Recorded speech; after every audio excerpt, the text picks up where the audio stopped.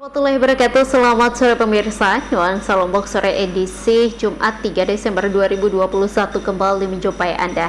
Selama 30 menit ke depan kami akan menyajikan informasi-informasi menarik. Bersama saya Kak Islami, berikut informasi selengkapnya untuk Anda.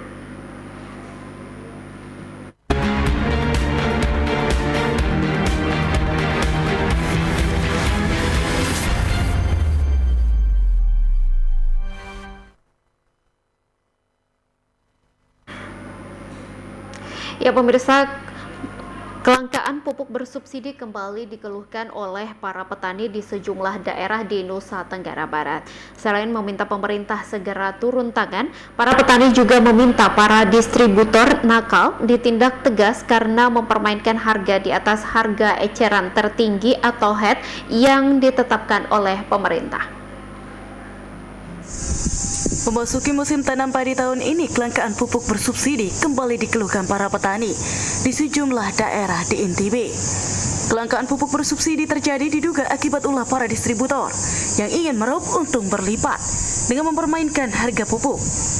Ketika harga pupuk bersubsidi langka, maka pupuk non subsidi bisa dijual di atas harga eceran tertinggi atau HET yang ditetapkan pemerintah.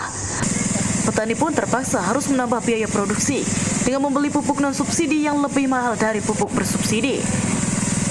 Kepala Dinas Pertanian dan Perkebunan Provinsi NTB Muhammad Riyadi mengatakan, kondisi ini tidak hanya terjadi di wilayah NTB, namun juga hampir di seluruh Indonesia. Masalahnya bukan pada jumlah kuota pupuk bersubsidi yang diberikan pemerintah, namun lebih kepada cara dan kebiasaan para petani dalam menggunakan pupuk bersubsidi. Riyadi menjelaskan kuota pupuk bersubsidi dihitung per 1 tahun dan terbagi dalam 3 kali masa tanam. Namun kebiasaan para petani kerap menghabiskan kuota pupuk bersubsidi hanya di awal tahun atau masa tanam pertama. Sehingga ketika memasuki masa tanam kedua dan ketiga, biasanya stok pupuk bersubsidi akan habis. Riyadi juga menjelaskan kuota pupuk bersubsidi tahun ini untuk NTB hampir 100%-nya sudah direalisasikan.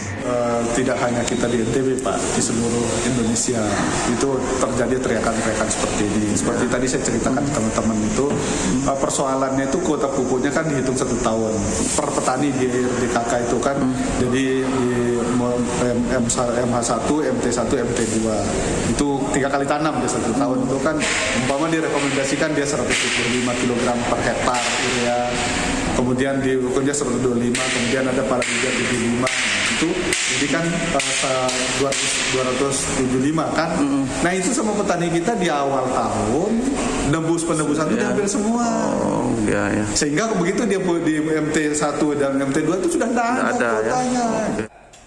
Sementara itu terkait adanya dugaan permainan harga yang dilakukan oleh para distributor, Riyadi mengatakan bahwa pihaknya tidak yakin karena jarang bisa dibuktikan.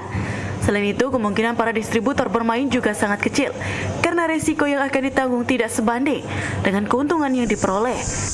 Distributor yang diketahui menjual pupuk subsidi di atas HET bisa terancam dicabut izin usahanya dan dilaporkan ke pihak kepolisian dan APH. Sebelumnya, sejumlah massa dari Lembaga Swadaya Masyarakat Lombok Tengah Selatan mendatangi kantor DPRD NTB terkait kelangkaan pupuk bersubsidi dan permainan harga pupuk non-subsidi yang dilakukan oleh para distributor. Mereka menuntut pemerintah dalam hal ini di Istanbul turun menindak tegas para distributor yang melakukan penjualan di atas harga eceran tertinggi atau HET yang ditetapkan pemerintah. Dedi Supiandi, Lombok TV, Mataram.